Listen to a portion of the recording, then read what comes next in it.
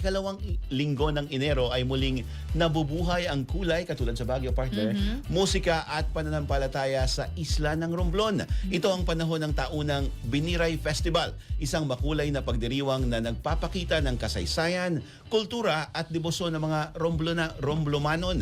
Alamin ang mga tampok na ritual, parada at tradisyon na bumubuhay sa makasaysayang pista. Narito ang FYI report ni Teen Matro. Abante Radyo Live Report.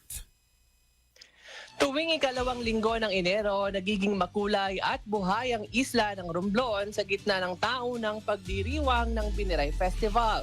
Isang pista na hindi lamang basta kasiyahan, kundi malalim ang pinagmulan at hulugan para sa mga Romblomanon. Ang salitang Biniray ay nagmula sa lokal na terminong tumutukoy sa lugar na kung saan kami naglayag, na nagbibigay diin sa matagal ng ugnayan ng mga tao at karagatan. Ito ay pista ng pananampalataya, kasaysayan at kultura na ipinagdiriwang bilang pasasalamat sa Senyor Santo Niño de Romblon, ang sagradong imahe ng Batang Jesus na ngayon sentro ng pamamahayag ng pananampalataya ng buong komunidad.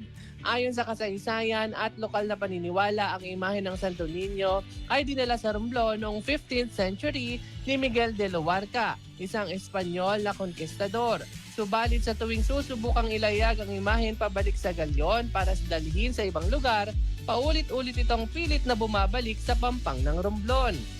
Sinabayan ito ng 7 beses na pagbabalik-wasak ng agos sa pook, kaya't naniniwala ang mga tao na ang Santo Niño ang nagingay na manatili sa kanilang tahanan, isang himala na nag-udyok sa pagbuo ng pista. Ang modernong Biniray Festival ay isang arawan at linggong pagdiriwang na puno ng Diyosong at makulay na palabas. Kabilang dito ang tonto ng Santo Niño, kung saan ibinababa at sinusundan ang imahen sa isang prosesyon ng dasal at awit. At ang tampok na fluvial parade, kung saan ang imahen ay inilalagay sa isang bangka at magpapaikot-ikot sa Romblon Bay ng 7 beses bilang pagbibigay galang sa alamat ng paglalayag.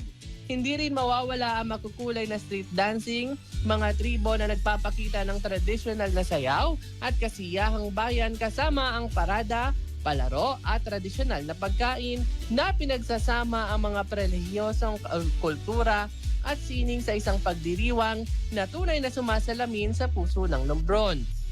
Ang Biniray ay hindi lamang selebrasyon, ito ay pagunita ng kasaysayan, pananampalataya at pagkakaisa. Isang pista na nagbibigay dangal sa nakaraan habang binibigyang saysay ang kasalukuyang pamumuhay ng mga taga-Romblon. Para sa FYI, Teen Matro, Abante! Thank you, Teen. Maraming salamat.